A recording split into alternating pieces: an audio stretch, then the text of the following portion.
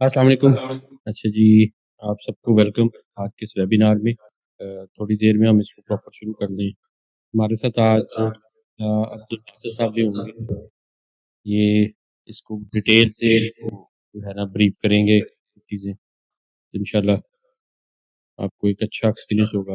आपके कुछ जो क्वेश्चंस होंगे तो हम जो है ना अगले 1 से 1.5 मिनट में प्रॉपर्ली शुरू करते हैं। अच्छा जी, आपका टॉपिक तो आइडिया होगा ना आप सबको, एरास्मस मंडस स्कॉलरशिप इन यूरोप का थोड़ा-सा मैं आपको इसके बारे में इंट्रोडक्शन दे देता हूँ। ये जो है basically joint master program funded by European Union, मतलब यूरोपियन यूनियन बेसिकली इसको जॉइंटली फंड करती है। और इसके अंदर जो है मल्टीपल यूरोपियन कंट्रीज़ के अंदर स्टडीज़ आप कर सकते हैं, मल्टीपल यूनिवर्सिटीज़ के अंदर कर सकते हैं। और ये वाइड रेंज ऑफ डिसिप्लिन्स, मतलब जो है ना बहुत ज़्यादा कोर्सेज़ इसके अंदर कवर किए जाते हैं। और आप डिफरेंट यूनिवर्सिटीज़, तकरीबन 4 यूनिवर्सिटीज़ के अंदर आप पढ़ सकते हैं। और एक जो आपका समझो कोर्स है, डिफरेंट यूनिवर्सिटीज़ में डिफरेंट कंट्रीज़ के अंदर आपका ये होता है। तो ये यूरोपियन यूनियन के अंदर जितने भी कंट्रीज़ आते हैं, वो सारे इसको फंड कर रहे होते हैं और आप डिफरेंट यूनिवर्सिटीज़, डिफरेंट कंट्रीज़ के अंदर आप इसको पढ़ सकते हैं।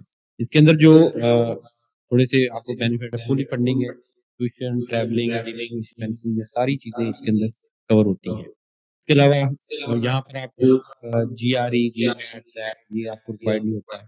और इसके अलावा आपके जो नेशनल नेटवर्किंग बनती है, इसके अलावा आपके प्रोफेशनल्स हैं, उसके साथ आपकी कोलैबोरेशन होती है। तो ये डिफरेंट तरह के बेनिफिट्स आपको इस जो है एरास्मस मंडस स्कॉलरशिप के अंदर आपको मिलते हैं।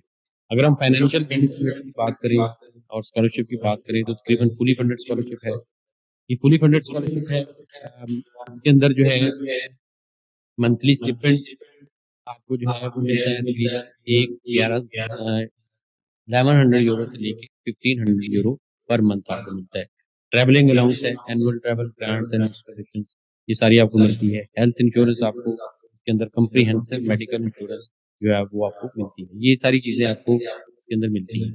अब जो है मैं वासिफ साहब को कहता हूँ कि वो आपको डिटेल से इस जो जॉइंट डिग्री प्रोग्राम्स हैं इसके अंदर किस तरह से सेमेस्टर्स आते हैं, मल्टी इंस्टीट्यूशन डिग्री किस तरह से है, कोलैबोरेटिव करिकुलम किस तरह से है, ये सारी चीज़ें बासित साहब आपको बताएँगे। जी बासित साहब। अस्सलाम वालेकुम, कैसे हैं सब? ठीक हैं?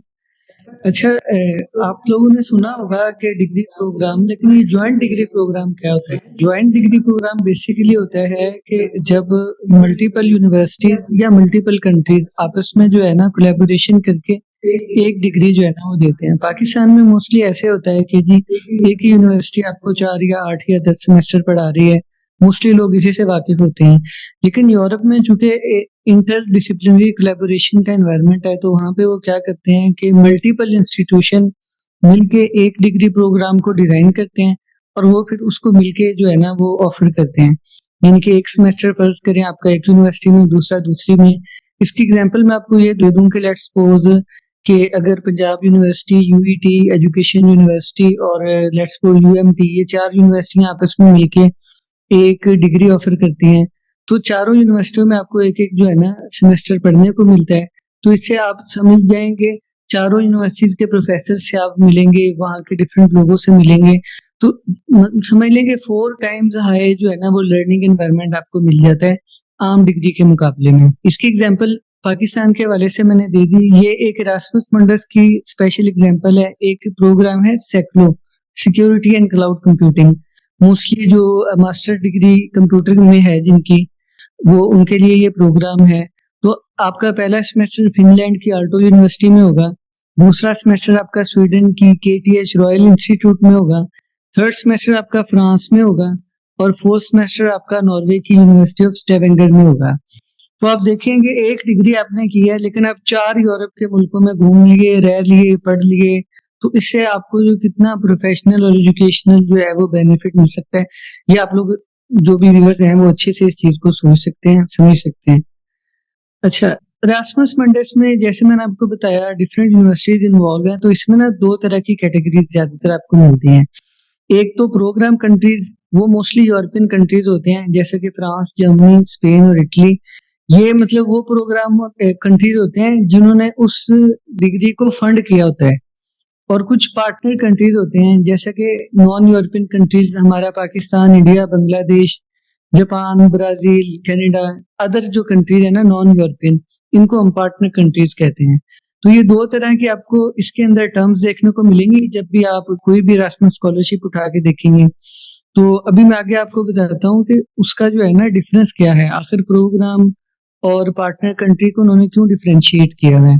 असल में जो स्कॉलरशिप होती है ना वो डिवाइड करने के लिए उन्होंने इक्वली, ऐसा तो नहीं होगा ना कि वो सारी स्कॉलरशिप यूरोपियंस को दे दें, और वो ऐसा भी नहीं कर सकते कि अगर यूरोप में पढ़ा रहे हैं तो सभी नॉन यूरोपियन स्टूडेंट्स को जो है ना वो स्कॉलरशिप दे दें, फिर यूरोप को अपना तो बेनिफिट नहीं होगा। तो इसके लिए उन्होंने क्या किया है कि स्कॉलरशिप स्लॉट्स जो है ना वो डिफरेंशिएट कर दिए हैं। लाइक 75% ऑफ जो स्लॉट्स हैं वो पार्टनर कंट्री के स्टूडेंट्स को मिलती हैं, यानी कि नॉन यूरोपियन कंट्रीज हमारे जैसे पाकिस्तान, इंडिया वालों को। और इसमें जो जितने भी प्रोग्राम्स हैं, वैसे तो 190 प्लस प्रोग्राम्स अगर आप कैटलॉग खोल के देखें तो आपको नजर आएंगे उसमें, लेकिन अभी भी वो जो है ना अपडेट हो रहा है कैटलॉग, तो हो सकता है ये 200 का फिगर भी क्रॉस कर जाए। तो हर एक तो 190 प्लस प्रोग्राम्स हैं, दूसरा आपको 10 to 15 स्कॉलरशिप्स भी जो है ना वो हर प्रोग्राम में मिल रही हैं। ये सिर्फ पार्टनर कंट्रीज वालों की बात कर रहा हूँ, यूरोपियन वालों की अलग है। तो पाकिस्तानी स्टूडेंट्स ने इसके अंदर ना बहुत ज्यादा दिखाई हुई है परफॉर्मेंस। लाइक अगर आप ये ग्राफ देखें ना तो 2014, 15, 16 में इतने को खास स्कॉलरशिप्स नहीं थी पाकिस्तान के पास, 25, 30, 35, 40 इतनी हुआ करती थी। लेकिन जो हमारे लास्ट 3 इयर्स है ना, लाइक 2022, 23 और 4, ये लगातार पाकिस्तान पूरी दुनिया में जो है ना तरक्की कर रहा है। Like Pakistani students are the top of the world. Last year 2024 में 189 पाकिस्तानी स्टूडेंट्स को स्कॉलरशिप्स मिली एरास्मस की। ये HEC की ऑफिशियल वेबसाइट पे मौजूद है। यहाँ पे HEC भी बता रहा है कि जी 2023 में जो है वो 192 आई थिंक जो है ना पाकिस्तानी स्टूडेंट्स को ये वाली स्कॉलरशिप मिली थी। तो वैसे तो कहा जाता है कि ये स्कॉलरशिप यूरोप की सबसे कम्पिटिटिव है, सबसे हाई पेइंग है, लेकिन ये सोच के आप लोगों ने डिस्करेज नहीं होना कि सारी दुनिया के लोग इसमें अप्लाई करते हैं तो हमारी पता नहीं इसमें सिलेक्शन होगी कि नहीं होगी, क्योंकि ये जो लास्ट ईयर्स के फिगर्स हैं यही बताते हैं कि पाकिस्तानी स्टूडेंट्स का जो एकेडमिक लेवल है ना वो बाकियों से टो टू टो मैच करता है।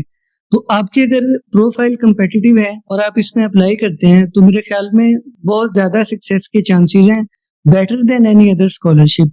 बस ये है कि स्टूडेंट्स को इतनी अवेयरनेस नहीं है इसके बारे में। तो आज का जो हमारा वेबिनार है ये हमने इसी अवेयरनेस के लिए रखा है। फील्ड्स की अगर हम बात करें तो चूंकि 190 प्लस प्रोग्राम्स हैं तो लाइक तकरीबन हर एजुकेशन फील्ड के आपको जो है ना प्रोग्राम मिल जाते हैं इसमें। जैसे इंजीनियरिंग एंड टेक्नोलॉजी वालों के लिए रोबोटिक्स, एनवायरनमेंट, इसके प्रोग्राम्स हैं। हेल्थ एंड मेडिकल वालों के भी हैं, सोशल साइंसेज वालों के भी हैं, एनवायरमेंट साइंसेज वालों के भी हैं, और इसके अलावा हर तरह की जो फील्ड है ना उसके लिए हैं। ये मैंने कुछ प्रोग्राम शॉर्टलिस्ट किए हैं स्टूडेंट्स के लिए। वैसे तो आपको हम शेयर कर देंगे अभी मेरी प्रेजेंटेशन के बाद में ना चैट में आपके साथ लिंक शेयर कर दूंगा कैटलॉग का। अभी जो इंजीनियरिंग एंड टेक्नोलॉजी वाले हैं, स्टेम की जिनकी डिग्रियां हैं, उनको ये 3 प्रोग्राम्स मैंने शॉर्टलिस्ट करके दिए हैं। एक इमारो प्लस है जो कि एडवांस्ड रोबोटिक्स का है, न्यूक्लियर फ्यूजन इंजीनियरिंग है जिनकी फिजिक्स केमिस्ट्री की डिग्री है, उनके लिए ये बहुत अच्छी है। एक सेक्लो है जिसकी मैंने पहले एग्जांपल दी, ये कंप्यूटर वालों के लिए, इंजीनियरिंग वालों के लिए बड़ा बेहतरीन प्रोग्राम है। फिर अगर हम हेल्थ एंड लाइफ साइंसेज वाले स्टूडेंट्स की बात करें तो उनके लिए मेडिसिन के प्रोग्राम हैं। अब ये चूंकि मास्टर डिग्री है तो इसमें अगर आप ये कहें कि हमें MBBS की स्कॉलरशिप मिलेगी तो वो MBBS की तो नहीं मिल रही, लेकिन अगर किसी ने लेट्स सपोज बायोकेमिस्ट्री, बायोटेक्नोलॉजी की है, केमिस्ट्री की है, बॉटनी, जूलॉजी की है या नर्सिंग वगैरह की है, वो इन प्रोग्राम्स में अप्लाई कर सकते हैं। अब एक IMIM है इनोवेटिव मेडिसिन का, एक IDOH है इन्फेक्शियस डिजीजेस का, फिनिक्स है फार्माकोलॉजी एंड ड्रग डेवलपमेंट। ये आप लोग अपनी अपनी फील्ड के हिसाब से उसको देख के लिखते जाएं। ये आपको वीडियो भी मिल जाएगी हमारे YouTube पे। तो एंड पे हम क्वेश्चंस भी करेंगे, आप में से हम देख लेंगे किसको कौन सा प्रोग्राम सूटेबल है। हम आपको मेथड भी बताएंगे आपने कहाँ से देखना है। इसी तरह एनवायरमेंट एंड अर्थ साइंसेज वालों के लिए एक IMBRC है, एक SUT रोफर है, एक एको हाइड्रो है, असल में ना चले ये मैं आपको थोड़ा समझा दूं, ये जो पहले है ना IMBRC SUTROFO, ये उन्होंने ना इसको एब्रीवेट किया हुआ है। वहां पे आपको ऐसे प्रोग्राम्स नहीं मिलेंगे कि like master in environment science या मास्टर इन केमिस्ट्री या एमफिल इन केमिस्ट्री, नहीं, उन्होंने ना इसको थोड़ा सा इनोवेट कर दिया है डिग्री प्रोग्राम्स के नाम को। लेकिन उसके अंदर अगर आप देखेंगे ना तो आपको वही चीजें पढ़ा रहे होंगे जो कि मतलब आजकल की जदीद और आपके उस सब्जेक्ट से मिलती जुलती होंगी। लेकिन एक चीज है, इंटर डिसिप्लिनरी है, तो अगर आपकी क्लास में जो है वो एनवायरनमेंट की है तो उसमें केमिस्ट्री वाले भी आपको मिलेंगे, फिजिक्स वाले भी मिलेंगे, मैथ वाले भी मिलेंगे। तो ऐसी कोलैबोरेटिव लर्निंग वहाँ पे आपको मिल जाएगी। सोशल साइंसेज वालों के लिए एक एमईर है, माइग्रेशन एंड इंटरकल्चरल रिलेशंस। ग्लोकाल बड़ा फेमस, बहुत ज्यादा फेमस प्रोग्राम है। मोस्टली जो ये इकोनॉमिक्स और बिजनेस वाले स्टूडेंट्स हैं हमारे, वो इसके लिए अप्लाई करते हैं। हर साल तकरीबन 2 से 3 पाकिस्तानी स्टूडेंट्स लाजमी ग्लोकाल में जो है ना वो सिलेक्ट होते हैं। इसकी फंडिंग उन्होंने रोक दी थी, इसको दोबारा से उन्होंने कंटिन्यू किया है। तो जो बिजनेस वाले हैं, इकोनॉमिक्स वाले हैं, वो इसको जो है ना लाजमी इसके अंदर अप्लाई करें। यूरो कल्चर है पॉलिटिक्स वगैरह वालों के लिए। और अब हम आ जाते हैं कि इसमें आपने अप्लाई कैसे करना है, क्या प्रोसेस होता है इसका। तो इसका जो बेसिकली सबसे पहले तो आपने कैटलॉग को सर्च करके उसमें से अपना प्रोग्राम शॉर्टलिस्ट करना है। 192 प्लस प्रोग्राम्स हैं, तो आप सब में अप्लाई नहीं कर सकते। आप अगर उसको एक्सप्लोर करेंगे तो आपको चंद एक ऐसे प्रोग्राम मिलेंगे जो आपसे रिलेटेड होंगे, उनके अंदर फिर आपने उनको शॉर्टलिस्ट कर लेना है, प्रोग्राम की रिक्वायरमेंट्स देख लेनी है। मोस्टली ऐसे प्रोग्राम्स हैं एरास्मस के तकरीबन सारे ही जहाँ पे आपको ECTS रिक्वायरमेंट पूरी करना पड़ती है। पाकिस्तान में उसको हम क्रेडिट आर कहते हैं, यूरोपियन उसको ECTS कहते हैं।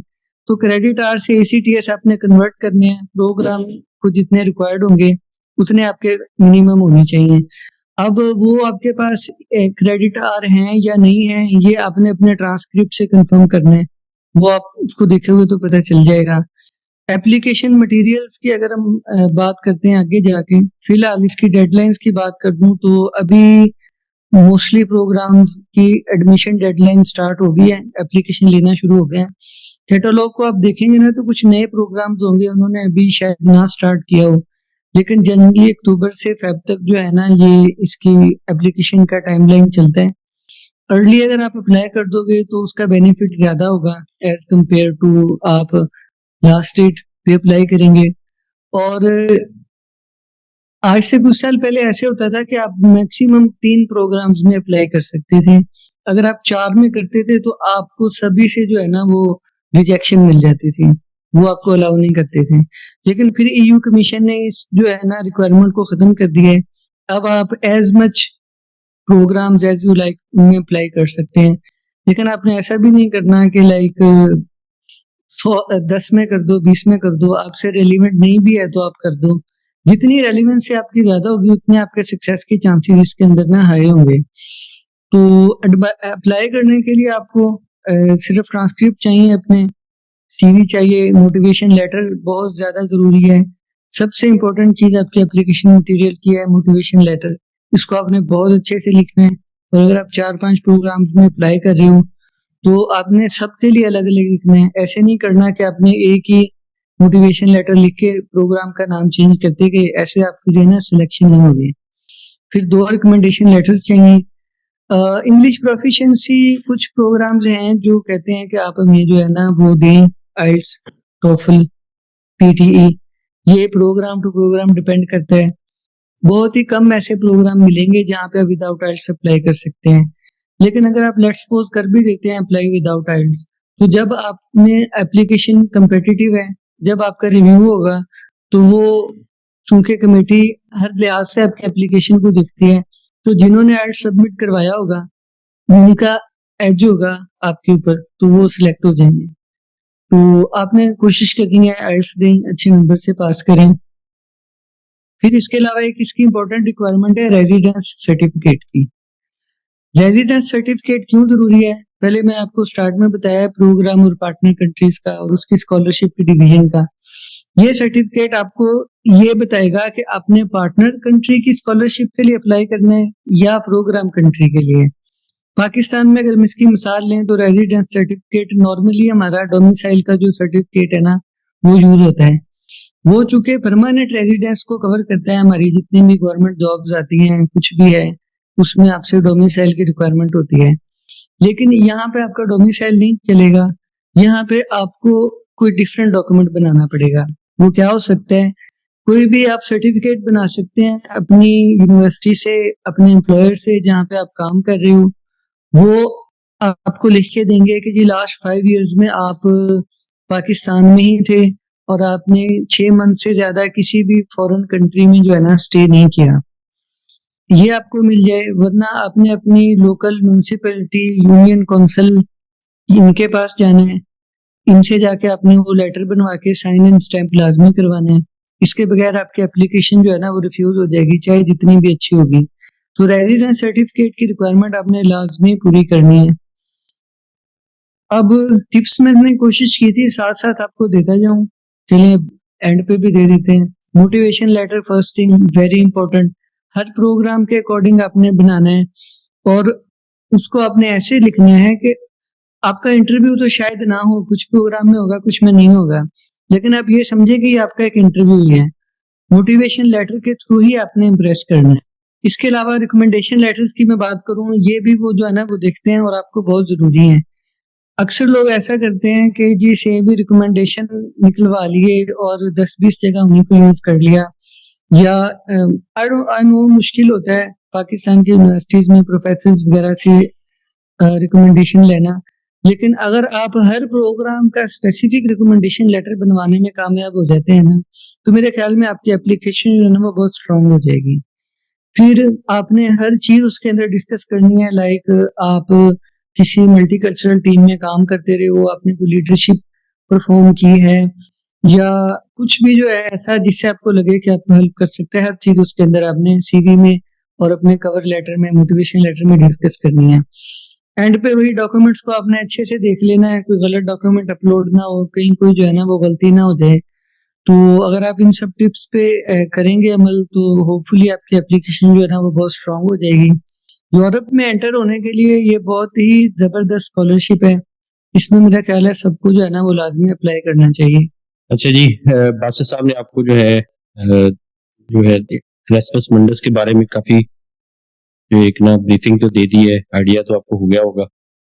और बाकी हम भी इसके अंदर हमारी सर्विसेज का आपको पता ही है कि अल्हम्दुलिल्लाह हम तकरीबन 2012 से स्टडी अब्रॉड के रिलेटेड काम कर रहे हैं और मल्टीपल ऑफिस हैं, दुबई में भी है, पाकिस्तान में भी है और मलेशिया में भी है, और बहुत ज्यादा स्टूडेंट्स को हम ऑलरेडी हेल्प कर रहे हैं। अच्छा, जहां तक अब बात आती है कि क्या हम इस स्कॉलरशिप के अंदर कोई हेल्प कर सकते हैं, इसके अंदर अभी तो हम गाइडेंस ही दे रहे हैं, क्योंकि ये ऐसा स्कॉलरशिप है जिसके अंदर डायरेक्ट हेल्प जो है ना यानी किसी एजेंट के लिए या किसी कंसल्टेंट के लिए देना जरा मुश्किल हो जाती है। इसमें स्टूडेंट की अपनी कैपेबिलिटी जो है ना वो ज्यादा इंपॉर्टेंट होती है कि उसको खुद से चीजों का पता होना चाहिए। बाकी हमारी टीम मौजूद है, अगर जहाँ कहीं पे पॉसिबल होगा, जैसा कि अभी हम इंफॉर्मेशन दे रहे हैं, और इसके अलावा जहाँ पे पॉसिबल होगा इंशाल्लाह हम कोशिश करेंगे कि आप लोगों को हेल्प आउट करें, क्योंकि ये जो है ये एक ऐसी चीज है, अगर इसमें स्टूडेंट्स हमारे ज्यादा से ज्यादा जाते हैं तो ये पाकिस्तान के लिए भी एक बहुत बड़ी मतलब ऑनर की बात होती है कि जैसा कि पिछली दफा 192 हुए हैं या 189 हुए हैं, तो ये एक ऑनर की बात है। हम इसको मतलब बड़े ऑनर से बताते हैं कि ये हमारे स्टूडेंट्स एरास्मस फंडर्स के अंदर इस ज्यादा तादाद में जो है वो सिलेक्ट हो रहे हैं। तो इंशाल्लाह हम हाजिर होंगे, अगर आप लोग पूछेंगे वीडियोस के अंदर, आपके क्वेश्चंस को आने वाले दिनों में जरूर एड्रेस करेंगे। जो कोई हेल्प होगी उसके अंदर भी हम अवेलेबल आपके साथ रहेंगे। बाकी अगर आप इस टेस्ट स्कॉलरशिप में नहीं भी सिलेक्ट होते तो फिर भी कोई बात नहीं, आप मतलब जो है और प्रोग्राम्स के अंदर अप्लाई कर सकते हैं। आप पेड वाले प्रोग्राम्स के अंदर कर सकते हैं, मतलब इटली में अप्लाई कर सकते हैं, ऑस्ट्रिया में अप्लाई कर सकते हैं, ये बाकी जगहों पे अप्लाई कर सकते हैं। तो उसके अंदर हम स्टूडेंट को प्रोफाइलिंग भी करते हैं, उसकी यूनिवर्सिटी प्रोग्राम सिलेक्शन भी करते हैं, टेस्ट की काउंसलिंग भी करते हैं, और बाकी सारी चीजें भी हम उसको वीजा असिस्टेंस और इसके अलावा ट्रैवल अकोमोडेशन, ये वो सारे ये सर्विसेज हम देते हैं, तो आगे भी देते रहेंगे।